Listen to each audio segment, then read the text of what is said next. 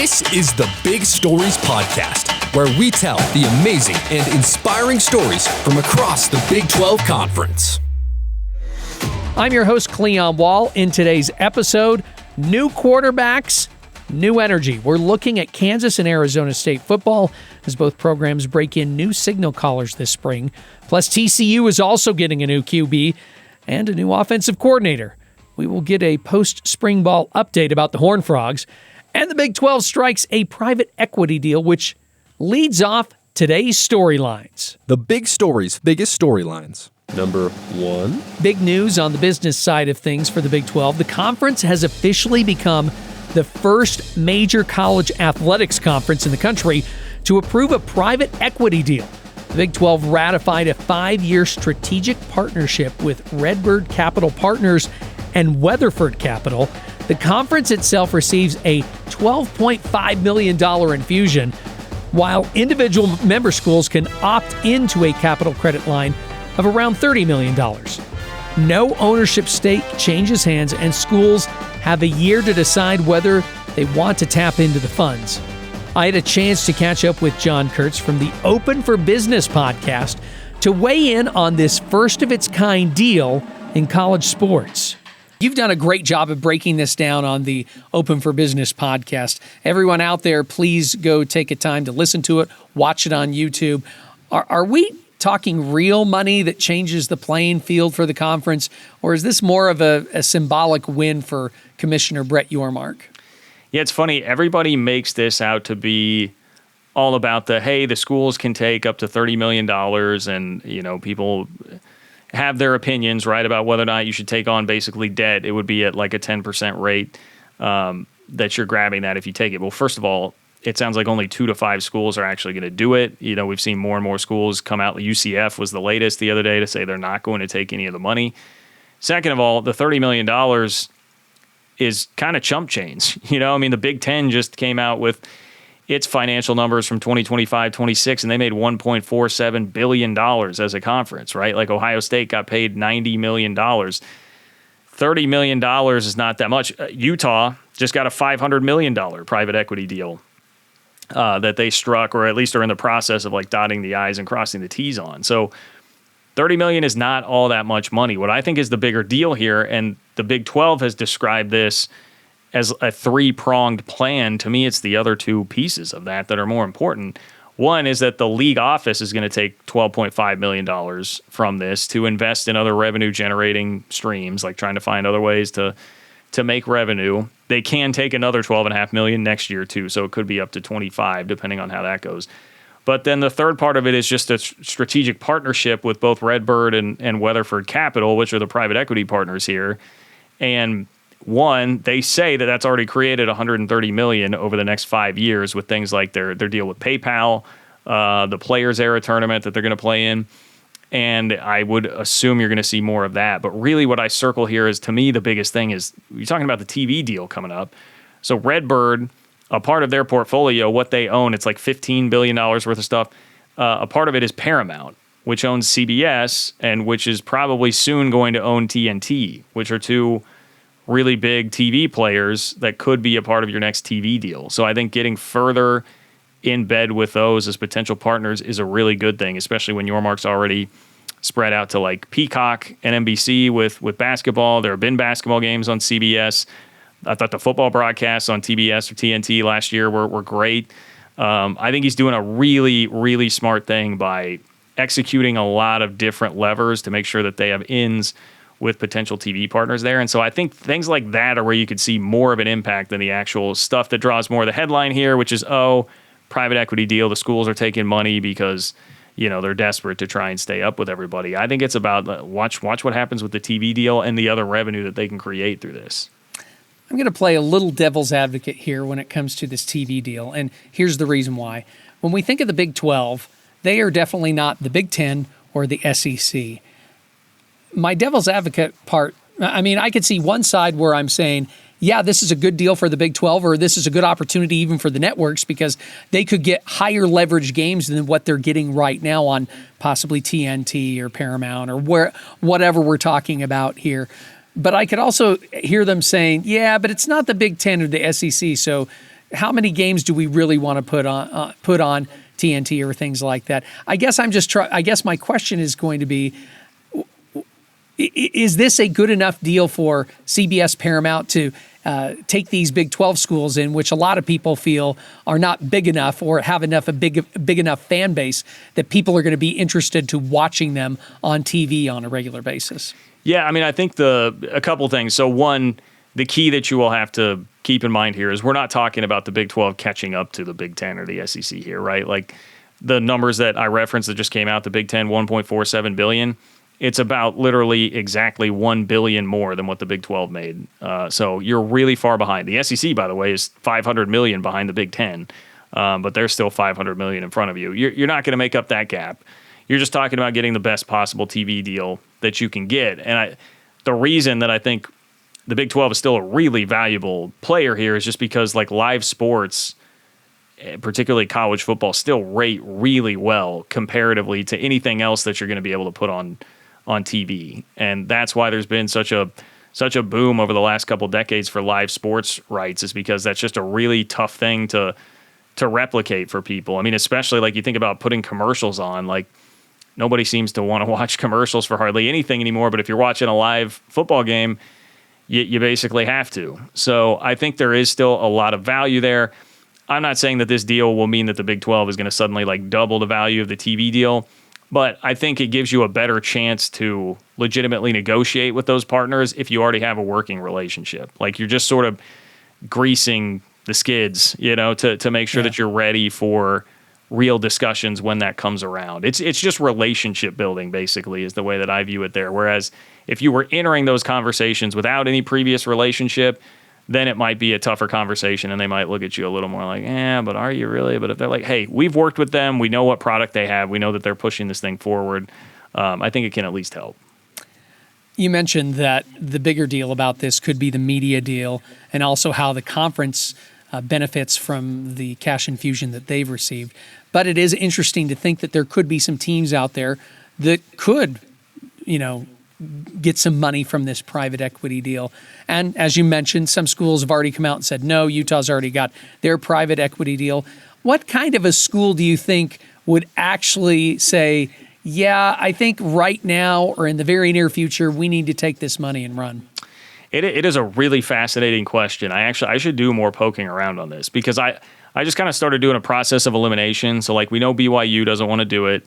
We know UCF, Terry Mahajer, their AD has come out and said, we're not going to do it. I imagine with Utah's $500 million private equity deal, they won't do it. Texas Tech's got the Matador Club and Cody Campbell. Like, I don't think they need it. Kansas got a $300 million donation from David Booth, their biggest donor within the last 6 months.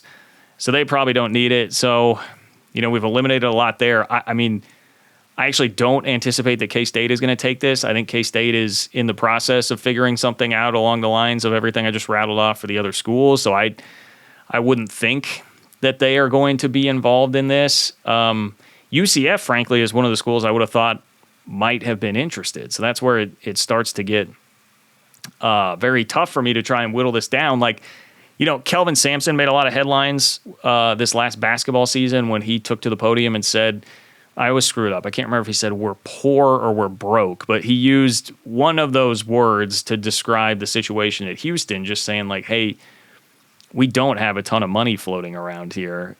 So that is, and I know that Tillman Fertitta is involved there and is a guy that has a ton of money, but you hear that a lot about Houston, that they don't have a ton of cash sitting around, and now all of a sudden they've got a football program that's on the rise and a great basketball program. So I would say this would be a time, if I'm at Houston, where I would want to push the chips into the middle of the table. Since I think about like Cincinnati being another one of the schools that came up from the American, maybe they would need that sort of a boost there. Man, beyond that, I don't know. I'm trying to think on the fly here. I know West Virginia has been really upping its NIL game lately. Oklahoma State has. You saw what Oklahoma State did with women's basketball, right? Spending on the most expensive women's hoops roster in the country. So that would make you think they may not need help. So I don't know, but I'm basically just taking you through my process of elimination. I don't really have like a great answer as to who is going to take it. Again, you should go check out the Open for Business podcast for more on this deal. Number 2. Oklahoma State wins the Big 12 men's golf tournament. They take it by 8 strokes over Arizona.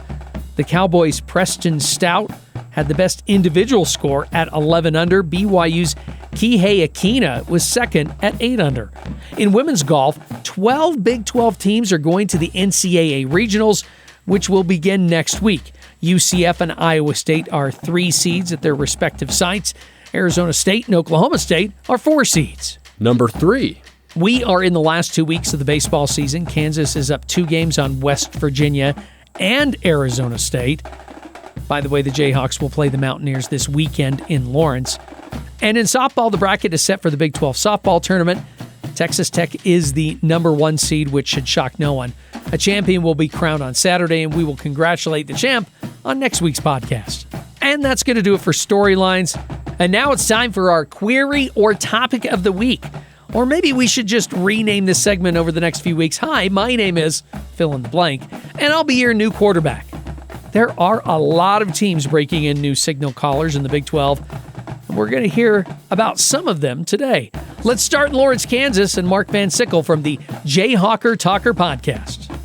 Quarterback Jalon Daniels is gone from the Kansas football program. He's been the starter for the last 4 years when he hasn't been injured, so they have big shoes to fill there in Lawrence, Kansas, but you've got 3 options now in the quarterback room, and it starts with redshirt junior Cole Ballard, who has experience as a starting quarterback at the University of Kansas. He started a game against Kansas State a couple of years ago when Jason Bean and Jalon Daniels were both out with an injury. So Cole Ballard has the experience there.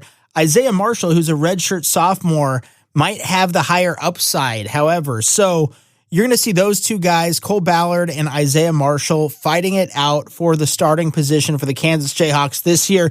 Now, there is a wild card in the mix. Chase Jenkins, a redshirt junior who transferred from Rice after starting there in 2025, is joining Marshall and Cole Ballard in Lawrence for that quarterback battle. He's been dealing with some injuries during spring practices, so we haven't seen much out of Jenkins just yet. However, head coach Lance Leipold is very interested to see what Jenkins can bring to the table with his athleticism.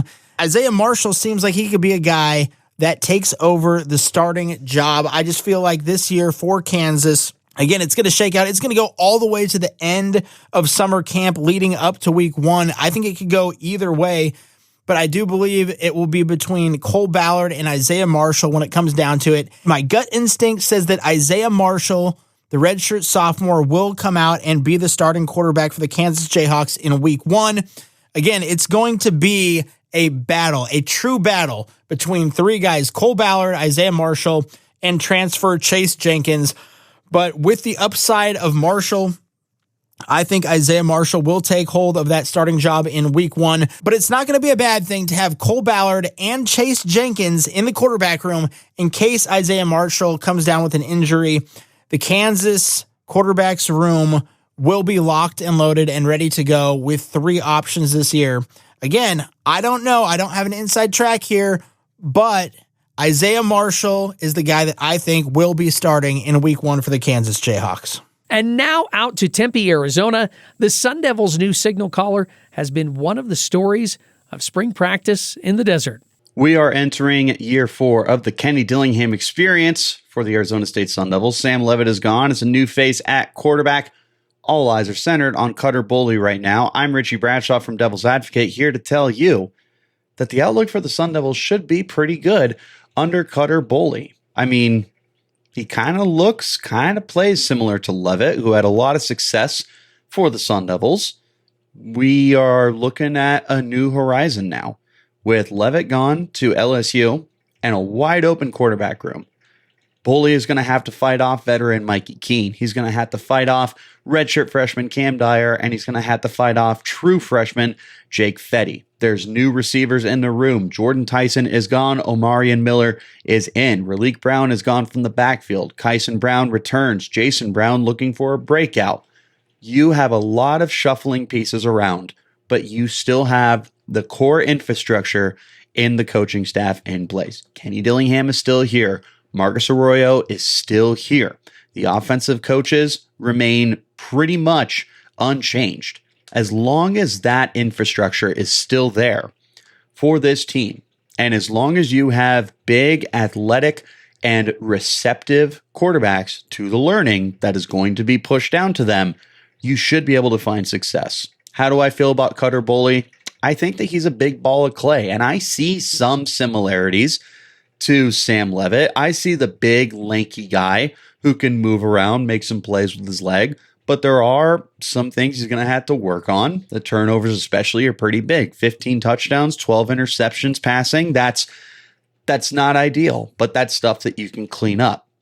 And find a way to clean that stuff up with the cast of weapons that he has there and the stability in the coaching staff.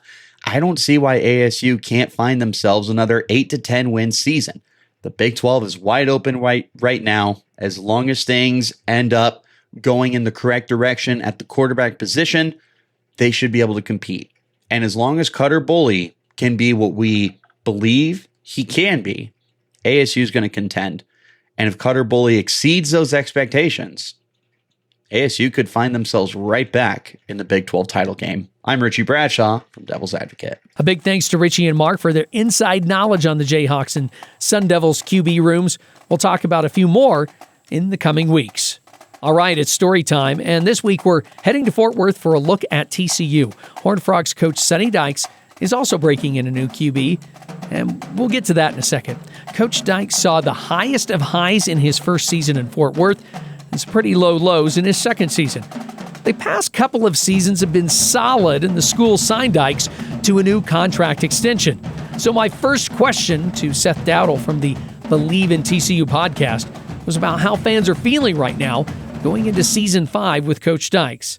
Are they antsy or patient? I'd say that if you ask that same question in the middle of November after TCU's loss to BYU, the answer would be quite different than it is right now. It's still not great. I think there is a good portion of TCU fans who are a little bit on edge, that they are not really understanding the vision and the path forward for this program and how it's going to get back to, not necessarily, of course, national championship berths or anything like that, but just consistent winning in the Big 12, like competing at the top of the conference alongside now, Texas Tech and the Cougars and Utah and all that type of stuff, right?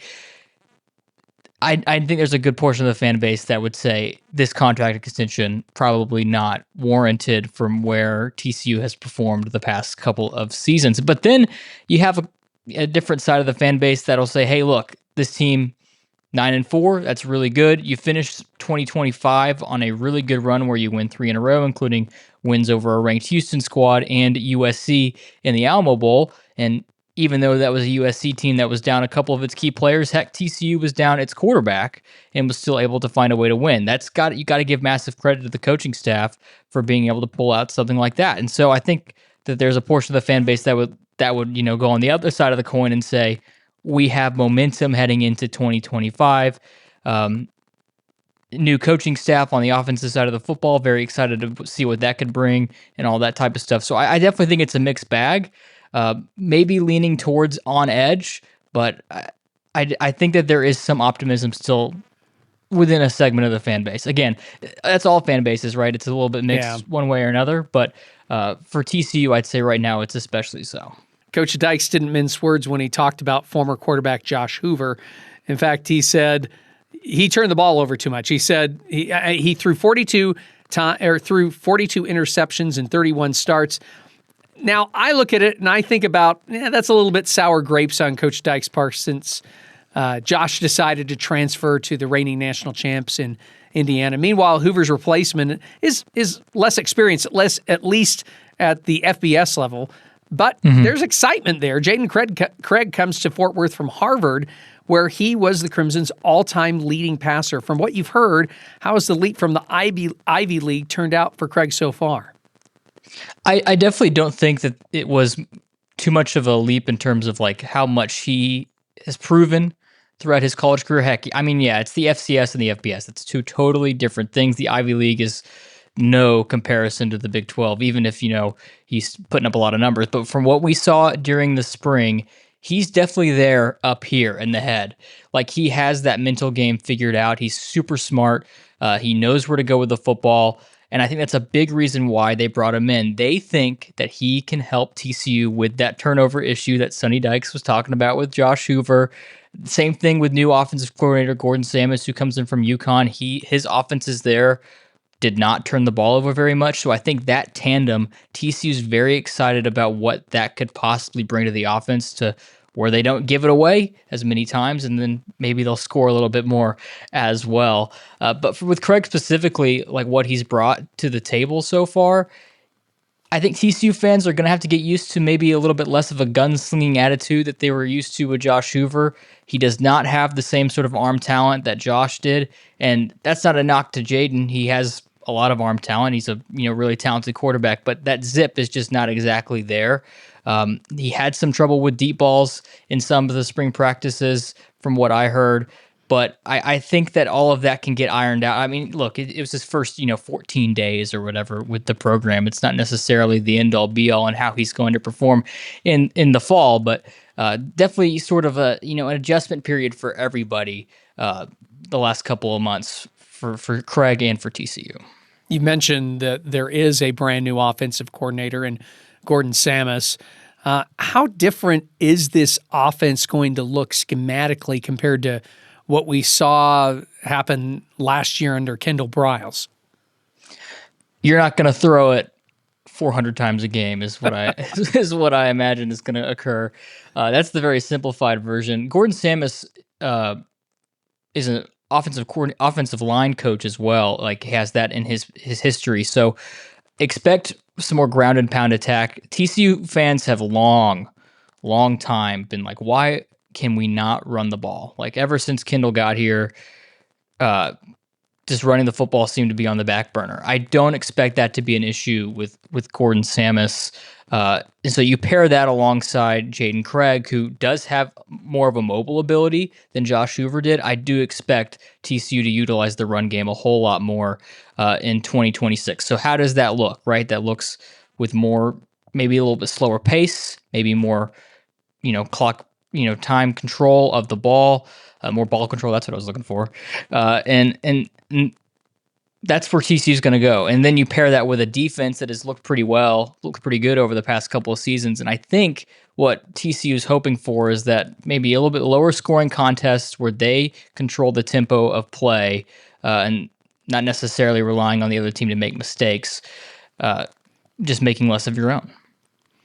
Now let's flip to the other side of the ball. TCU hired Andy Avalos a couple of seasons ago.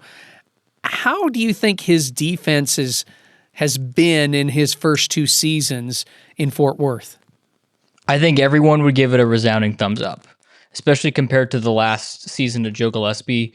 And, Joe Gillespie was the defensive coordinator in 2022 when TCU went to the national title game. And I think a lot of people were pleased with what that defense was able to do given the talent that it had on it. I mean, heck, it had multiple NFL draft picks, and one of which was Bud Clark, who just was drafted this past offseason. That was pretty much his first big season with TCU, but 2023 was a big backslide, and then you get Avalos for 24 and 25, and I think a lot of the games that TCU played, the defense surprisingly was what was keeping them in it. I think back to the Houston game specifically this past season, where TCU couldn't stop turning the ball over. I was in the press box for that one, and every time I look up, Josh Hoover was throwing the ball to the other team, and it was TCU's defense that was keeping them in the game. And heck, maybe that was Connor Wegman ineptitude at times, but it was outstanding to watch. Like a TCU defensive unit, it hadn't been since Gary Patterson was here back in the old days where that was really the case.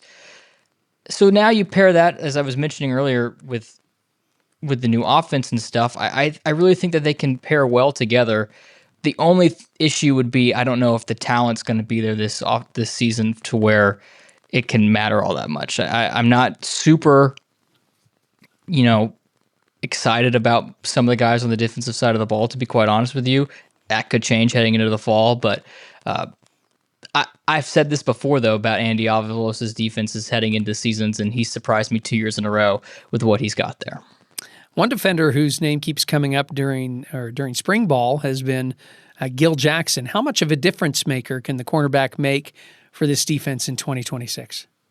I think he can be a massive help to this defense. Cornerbacks are obviously a big part of, a defense, and Gill has shown those kind of sparks in the past, like, made a play here and there when he gets like limited action. And so now that he gets to kind of be at the forefront with some of the guys going away, graduating, I'm really excited to see what he can bring to the table, because he's been here a while, and now it's finally his time to step forward. This team has a new offensive coordinator, a new QB. Their head coach just signed an extension, and they're going to open the 2026 season in Dublin, Ireland. And I'm assuming that once we get close to that, we'll talk again, and we'll talk about maybe the pitfalls of going to Dublin, Ireland. But anyway, what does a truly successful 2026 season look like for the Horned Frogs? That's a very difficult question to answer, mostly because it depends on who you ask, like I alluded to earlier with, that the fan expectations and what they are looking for in 2026 from Sonny Dykes. But for me personally, a successful season, you got to eclipse 8 regular season wins here. And it's not just because they haven't done it in the past couple of years, but I really just do think that the schedule gives them the opportunity to do so. I know it gets a little bit harder down the back end, but I do think there are opportunities for TCU to win some games. They get some tough games at home, and that always is a good thing. For TCU, I think what the administration hopes for is, Big 12 title appearances. I don't know how realistic that would possibly be this season. Like you said, new offensive coordinator, new quarterback. It's a lot to ask of those guys in year one. And I just don't think if that Jayden Craig necessarily is the guy that's going to come in and like put the roster on his shoulders and carry this team across the finish line. So that said, I think that if you can get 9-3, TCU fans would be really pleased with that. But another 8-4 season, and I think people are just going to be putting their hands up saying, what are we doing here?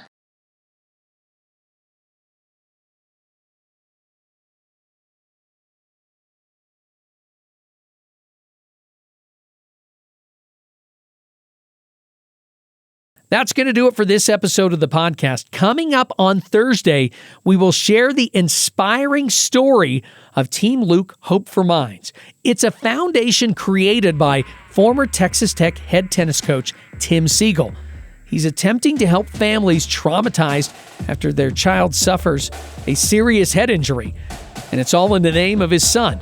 So make sure you listen to that episode on Thursday. A big thanks to John Kurtz, Seth Dowdell, Richie Bradshaw, and Mark Van Sickle for joining the podcast. This episode was produced by Garrett Glauser. I'm Cleon Wall, and Big Stories is a production of BYU Radio.